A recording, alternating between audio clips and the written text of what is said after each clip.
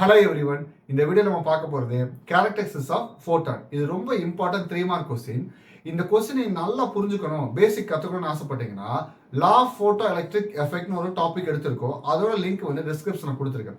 அதை நீங்க பார்த்து இத கண்டினியூ பண்ணீங்கன்னா ரொம்ப ஈஸியா உங்களுக்கு புரிஞ்சிரும். இதே மாதிரி நீங்க லேர்ன் பண்றதுக்கு சேனலை சப்ஸ்கிரைப் பண்ணுங்க. வாங்க டாபிக் உள்ள போலாம்.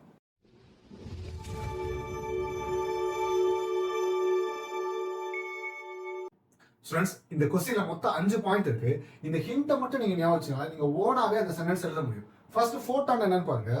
ஃபோட்டான் சொல்றது ஒரு லைட்டோட ஒரு ரேடியஸோட பேசிக் பார்ட்டிகல்ஸ்னு சொல்லுவாங்க.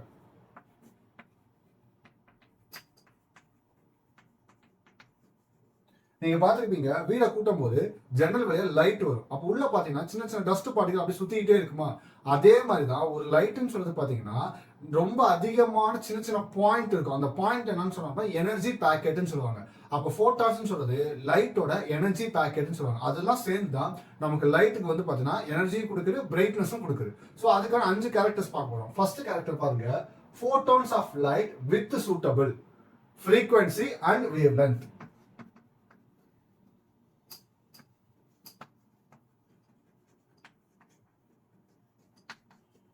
ஃப்ரீக்வன்சி சொல்றது அந்த ஃபோட்டான்ஸ் வந்து லைட்டுக்கு எவ்வளவு பிரைட்னஸ் கொடுக்குது, எவ்வளவு வைப்ரேட் ஆகுது, அததான் ஃப்ரீக்வன்சின்னு சொல்லலாம். வேவ் லென்த்னு சொல்றது அந்த ஃபோட்டான்ஸ் இருக்கிற லைட் எவ்வளவு தூரம் டிராவல் ஆகுது, எவ்வளவு டிஸ்டன்ஸ் டிராவல் ஆகுது, அததான் வேவ் லென்த்னு சொல்லலாம். இது ஜஸ்ட் பாத்தீங்கன்னா நமக்கு தெரிஞ்ச speed equal to distance by time அந்த ஃபார்முலாவோட இதை கம்பேர் பண்ணி எப்படி கண்டுபிடிக்கலாம்னு பார்க்கலாம். Speed is equal to distance by time. இதை மட்டும் ஞாபகம் வச்சுக்கோங்க. 1 by time reciprocal of time என்ன அர்த்தம்னா ஃப்ரீக்வன்சி. ஃப்ரீக்வன்சியோட சிம்பிள் வந்து v மாதிரி போடுவோம், v கிடையாது, கொஞ்சம் லைட்டா வளைச்சு போடும். ஓகேங்களா? இங்க s இருக்கா, அது ஸ்பீட். அப்ப இங்க நம்ம படிக்கிறது photons of light. அப்ப ஸ்பீட் ஆஃப் லைட் எப்படி எழுதலாம்னா c. டிஸ்டன்ஸ்னா ஆல்ரெடி சொன்னா வேவ்லென்த். Wavelength symbol lambda. ஓகேங்களா? நெக்ஸ்ட் வந்து பாத்தீங்கன்னா frequency 1/t க்கு என்ன சொல்லிட்டோம்? frequency சொல்றோமா, அது இப்படி போட்டுக்கங்க. இப்போ எனக்கு வந்து பாத்தீங்கன்னா இந்த frequency மட்டும் இந்த பக்கம் வச்சிட்டு ரிமைனிங் இந்த பக்கம் கொண்டு வந்துங்க. அப்ப frequency equal to c by lambda. ஓகேங்களா? இப்போ இந்த ஃபார்முலா எப்படி ஈஸியா ஞாபகம் வச்சு இந்த ட்ரையாங்கிள் பாருங்க, c v lambda. இதை மட்டும் நீங்க ஞாபகம் வச்சுட்டாலே போதும், ஈஸியா முடியும்.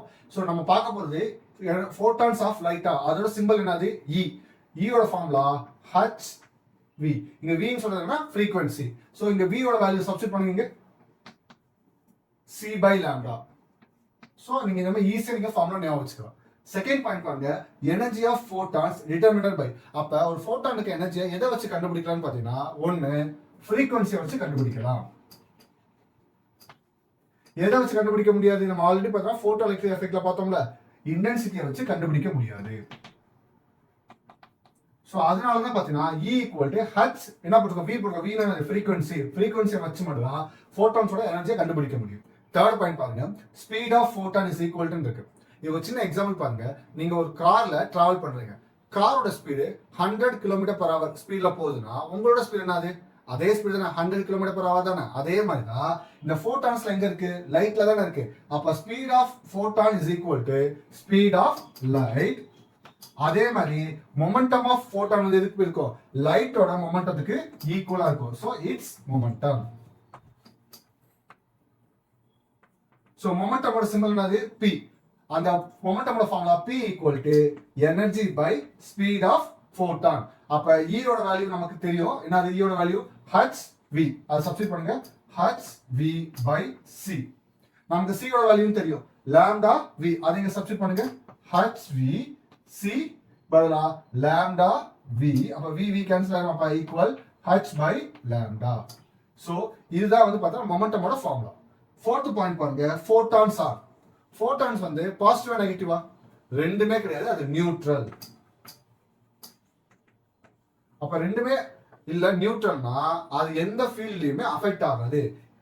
It not affected by electric field and magnetic field. Fifth point பாருங்க, the photon interact with matter. இங்க மேட்டர்னு சொன்னா ஆப்ஜெக்ட் அர்த்தம். இது இன்டராக்ட்னு சொல்றதுக்கு இன்னொரு பேர் என்ன சொன்னா கொல்யூஷன் சொல்லலாம். கொல்யூஷன்னா ஒரு ஃபோட்டான் ஒரு ஆப்ஜெக்ட் போய் மோதுச்சுன்னா அதுக்கு பேரு இன்டராக்ட் ஆர் கொல்யூஷன். அப்படி பண்ணும்போது என்னென்ன நடக்கும் பாத்தீங்கன்னா, ஃபர்ஸ்ட் போட்டோ எலக்ட்ரான் எமிட் ஆகும். சோ நீங்க ஆல்ரெடி நான் சொல்லியிருக்கேன், ஒரு ஆப்ஜெக்ட்ல லைட்டோ ரேடியேஷன் பட்டுச்சு அதுல எலக்ட்ரான் எமிட் ஆகுமோ அதுதான் போட்டான் interact matter it will emit the photo electron.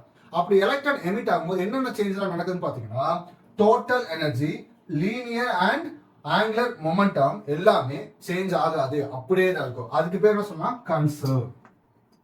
கன்சர்வ்னா அப்படியே தான் இருக்கு, அது எந்த ஒரு சேஞ்சும் நடக்காது.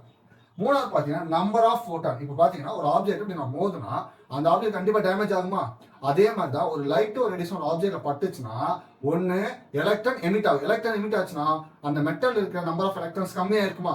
இல்லைன்னா அதிகமான எனர்ஜி உள்ள போயிருக்கும். அப்ப ஒரு ஆப்ஜெக்ட்ல ரேடியேஷன் படும்போது உங்களுக்கு போட்டான்ஸ் அதிகமாகலாம் இல்ல கம்மியாகலாம். அப்ப அது வந்து கன்சர்வ் கிடையாது. So number of photons are not conserve. அப்ப போட்டான்ஸ் வந்து ஒரு ஆப்ஜெக்டோட இன்டராக்ட் பண்ணும்போது எலக்ட்ரான்ஸ் வந்து எமிட் ஆகும். Total energy and linear and angular momentum change ஆகாது, கன்சர்வ். பட் நம்பர் ஆஃப் போட்டான்ஸோட கவுண்ட் வந்து என்ன ஆகும்னு பாத்தீங்கன்னா சேஞ்ச் ஆகும். அப்ப அதுக்கு நாட் கன்சர்வ். ஸ்டூடெண்ட்ஸ், இந்த ஹிண்ட்டை மட்டுமே யூஸ் பண்ணி இந்த கொஸ்டின் நீங்க ஓவனா தேடி எழுத முடியும். உங்களால ஈஸியா ஃபுல் மார்க் வாங்க முடியும். நீங்க இதே மாதிரி லேர்ன் பண்றதுக்கு சேனலை சப்ஸ்கிரைப் பண்ணுங்க, லைக் பண்ணுங்க, உங்க ஃப்ரெண்ட்ஸுக்கும் ஷேர் பண்ணுங்க. Have a nice day.